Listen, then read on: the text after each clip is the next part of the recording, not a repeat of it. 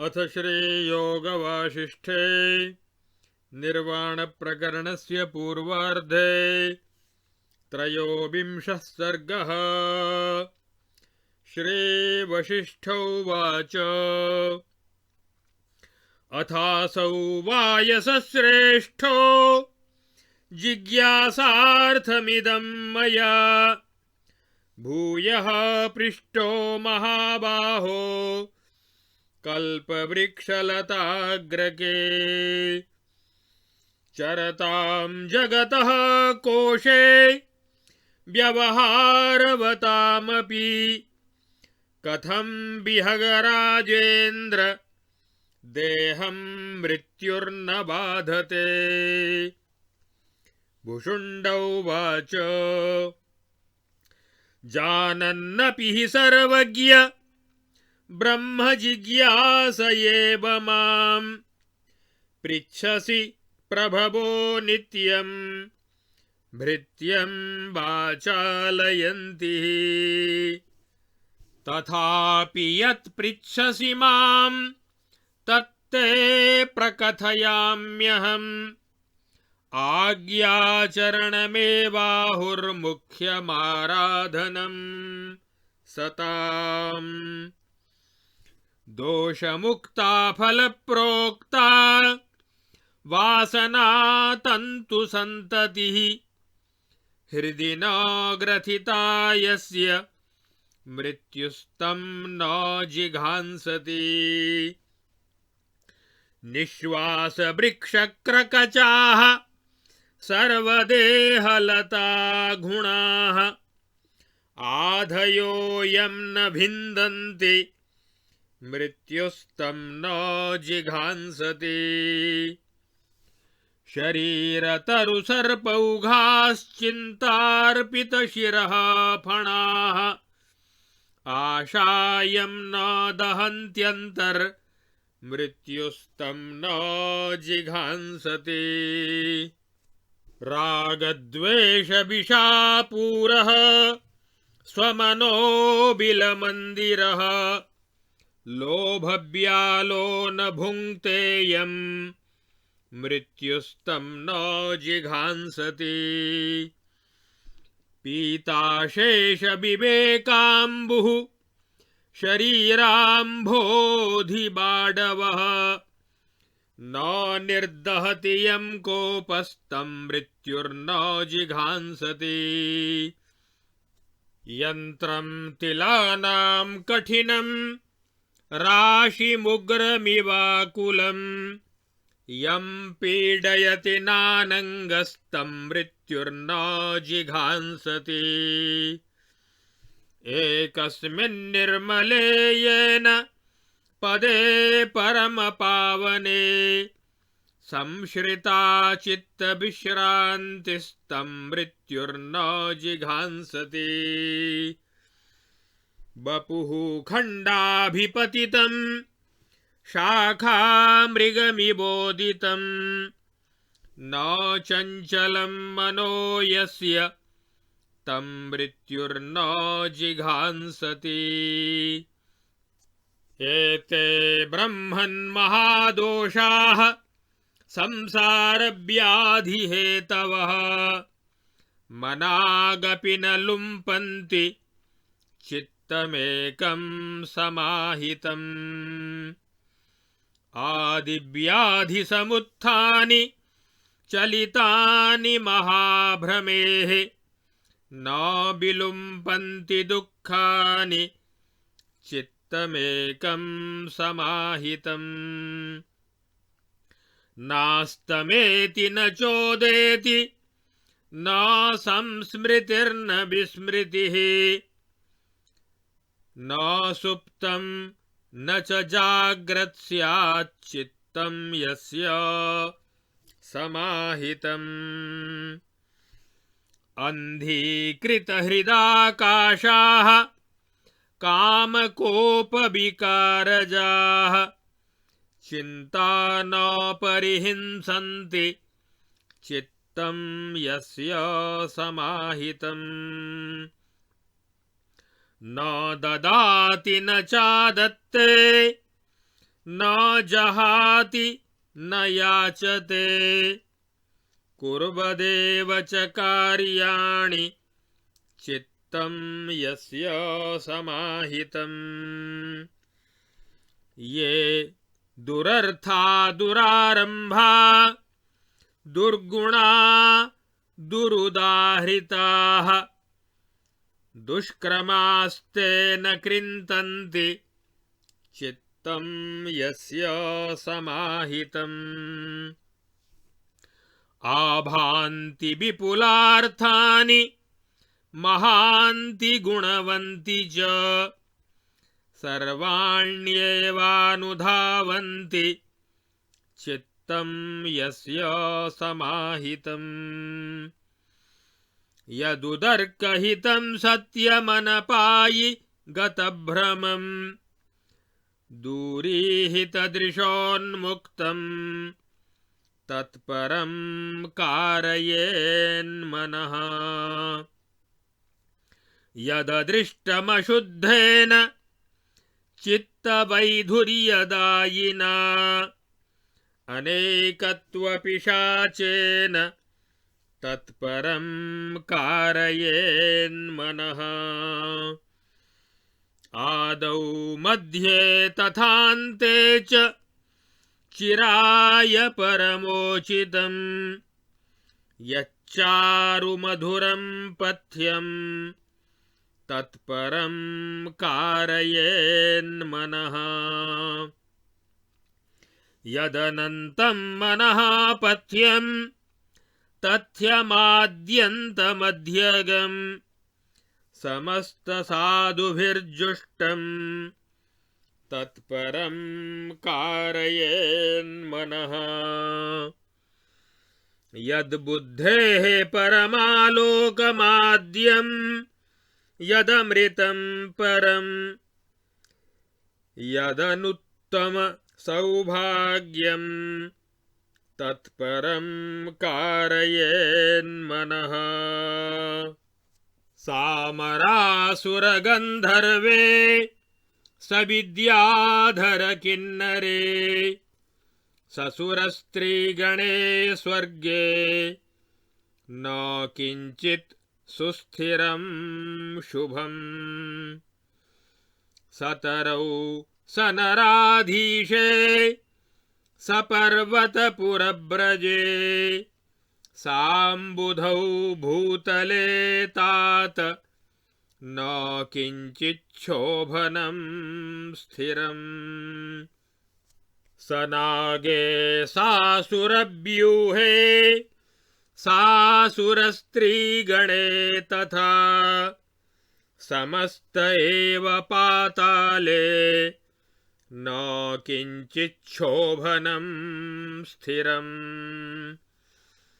सस्वर्गे ससुरालोके सपाताले सदिक्तटे जगत्यस्मिंस्तु सर्वस्मिन् न किञ्चिच्छोभनं स्थिरम्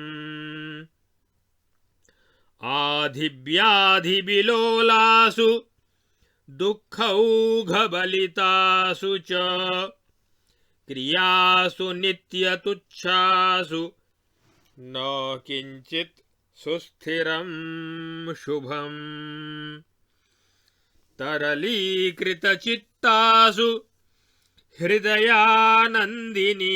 च चिन्तासु धीविकारासु न किञ्चित् सुस्थिरं शुभम् हृत्क्षीरोदकसंस्पन्द मन्दरेषु चलेष्वपि स्वसङ्कल्पविकल्पेषु न किञ्चित् सुस्थिरं शुभम् अनारतागमापायपरास्वसि शिरास्वपि चित्राकारासु चेष्टासु न किञ्चित् सुस्थिरं शुभम् न बरमेकमहीतलराजता न च वरं विबुधामररूपता न च वरं धरणीतलनागता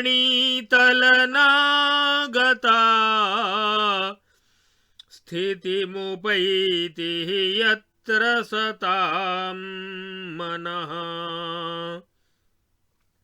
न वरमाकुलशास्त्रविचारणम् न च वरं परकार्यविवेचनम् न वरमग्र्यकथाक्रमवर्णनम् स्थितिमुपैति यत्र सतां मनः न वरमाधिमयं चिरजीवितम् न च वरं मरणं दृढमूढता न च वरं नरको न च विष्टपम् स्थितिमुपैति न क्वचिदाशयः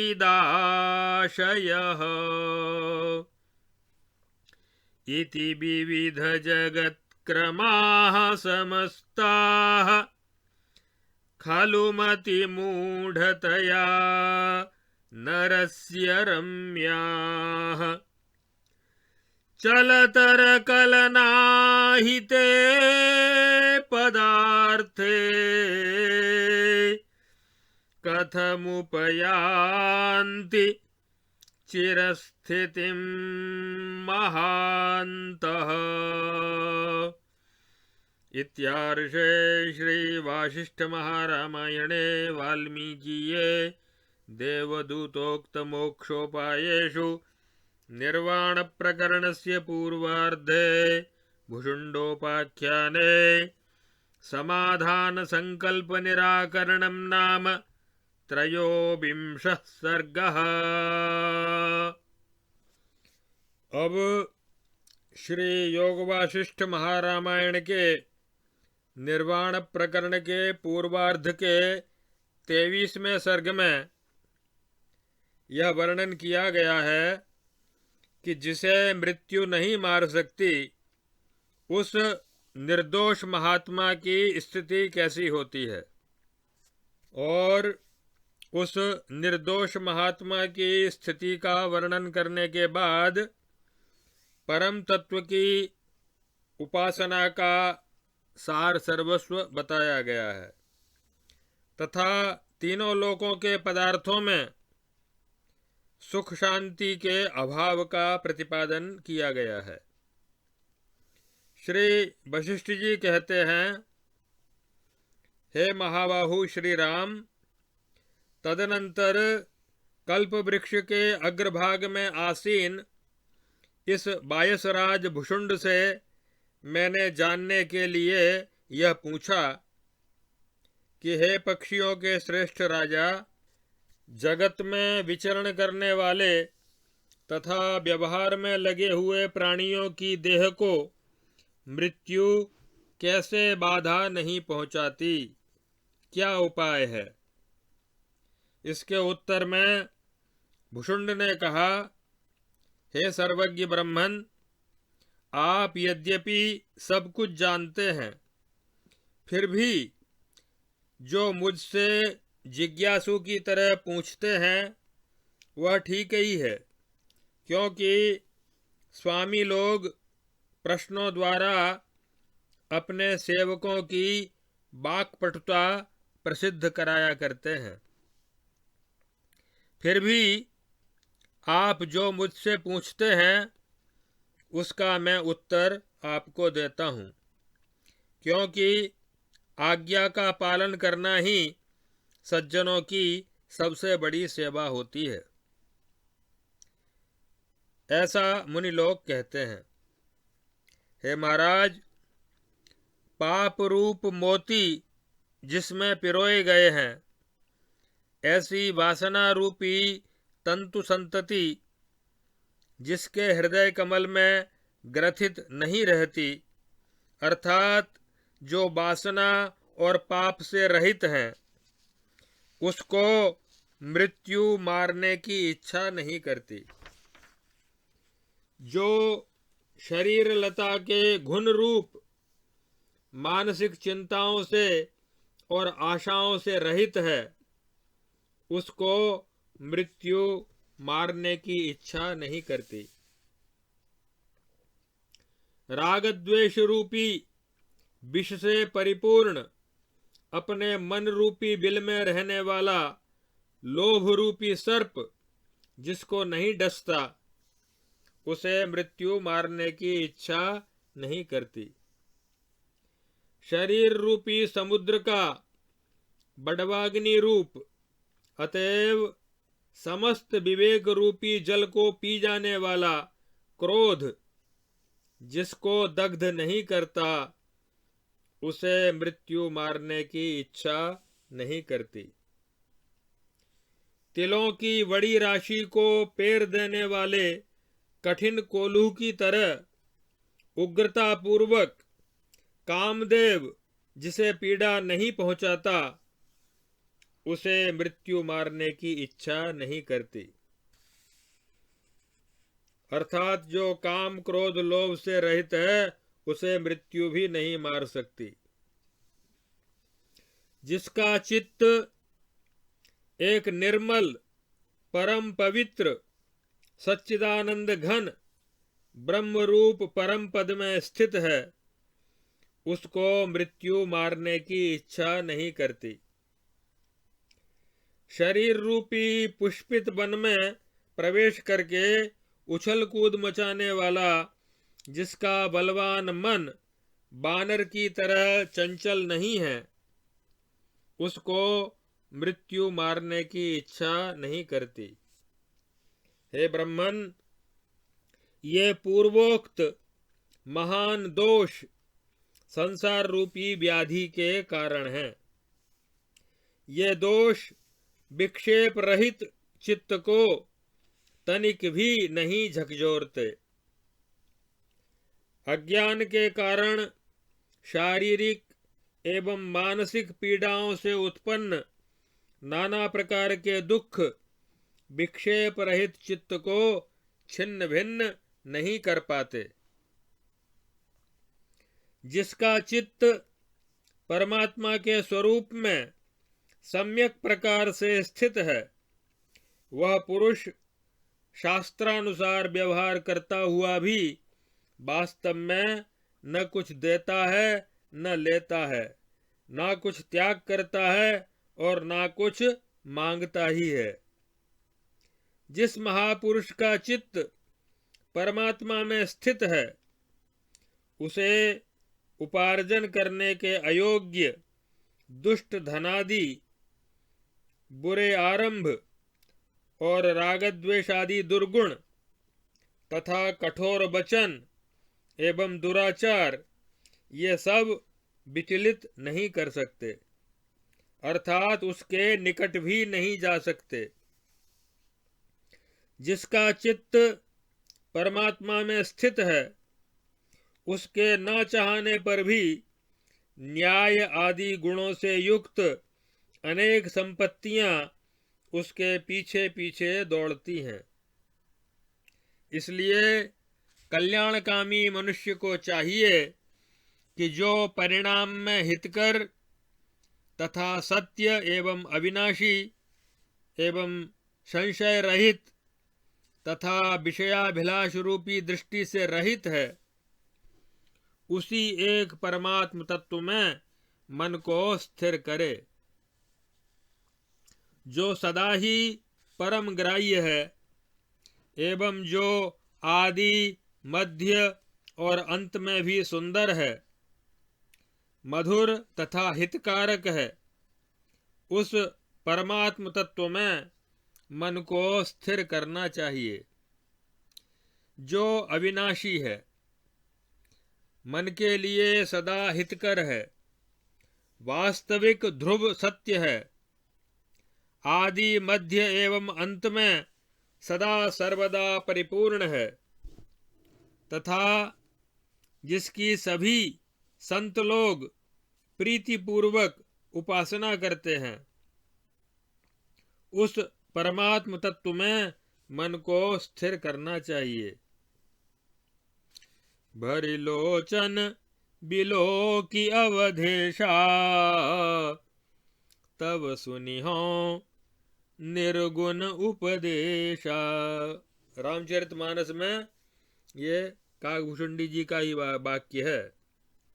पहले सगुण साकार ब्रह्म का साक्षात्कार करके फिर निर्गुण निराकार ब्रह्म में अपने मन का समाधान करना चाहिए, जो बुद्धि से परे है, ज्ञान स्वरूप है, सबका आदि कारण है, निरतिशय परम अमृत स्वरूप है तथा जिससे अधिक मंगलमय दूसरा कोई नहीं है, उस परम तत्व परमात्मा में मन को स्थिर करना चाहिए। क्योंकि देवताओं, असुरों, गंधर्वों, विद्याधरों, किन्नरों तथा देवांगनाओं से युक्त स्वर्ग में कुछ भी स्थिर एवं उत्तम तत्व नहीं है। हे तात, वृक्षों से, राजा महाराजाओं से, पर्वत, नगर एवं ग्वालों की आवास भूमि से तथा समुद्र से युक्त भूमंडल में कुछ भी स्थायी और शोभन तत्व नहीं है। नागों, असुरों तथा असुरों की स्त्रियों से युक्त समस्त पाताल लोक में भी कोई स्थिर एवं मंगलदायक पदार्थ नहीं है, जिसमें स्वर्ग, देवलोक, पृथ्वी सहित पाताल एवं दशों दिशाएं हैं। ऐसे इस संपूर्ण जगत में कोई भी स्थिर और मंगलदायक पदार्थ नहीं है। तात्पर्य यह है कि त्रिलोकमय संपूर्ण संसार में आधि व्याधि चिंता शोक ही भरे पड़े हैं। वास्तविक सुख शांति का नामो निशान भी नहीं है। इसलिए नाशवान क्षणभंगुर संसार से तीव्र वैराग्य करना चाहिए। अतएव संपूर्ण भूमंडल का एकछत्र सम्राट होना श्रेष्ठ नहीं, सबसे बड़े अभिज्ञ इंद्र, बृहस्पति आदि देवता होना भी, यानी स्वर्ग का अधिपति होना भी श्रेष्ठ नहीं, तथा पाताल में संपूर्ण पृथ्वी को धारण करने में समर्थ शेषनाग होना यानी पाताल का अधिपति होना भी श्रेष्ठ नहीं, क्योंकि ये सब क्षणभंगुर अर्थात नाशवान हैं। जहां विवेकी पुरुषों का मन पूर्ण काम होकर सुख शांति पाता है, वैसी वास्तविक सुख शांति वहां लेश मात्र भी नहीं है। आधि व्याधियों से प्रचुर चिरजीविता भी श्रेष्ठ नहीं है। समस्त व्याधियों का विनाश रूप मरण भी अखिल दुखों की निदान दृढ़ अज्ञता रूप होने से श्रेष्ठ नहीं है।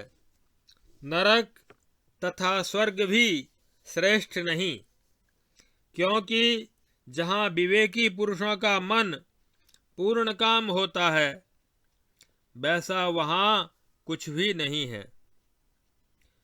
उस प्रकार के संपूर्ण विविध सृष्टियों के क्रम अज्ञानी मनुष्य को बुद्धि की मूढ़ता के कारण ही रमणीय प्रतीत होते हैं।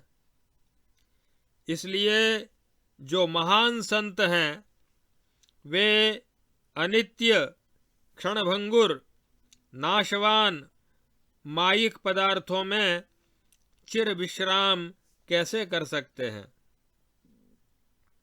क्योंकि उनमें वास्तविक सुख शांति और विश्राम का अत्यंत अभाव है।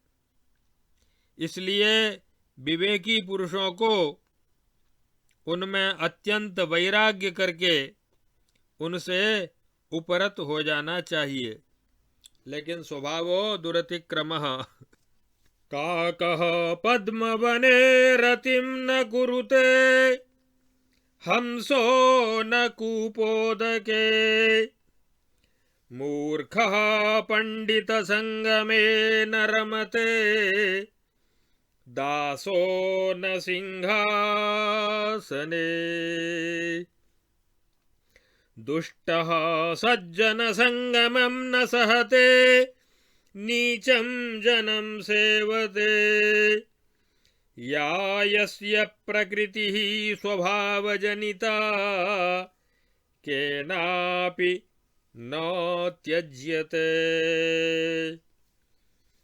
व्याघ्रः सेवति काननं च गहनं सिंहो गुहां सेवते हंसः सेवति पद्मिनीं कुसुमितां गृध्रः श्मशानस्थलीं साधुः सेवति साधुमेव सततं नीचोऽपि नीचं जनं या यस्य प्रकृतिः स्वभावजनिता केनापि न त्यज्यते।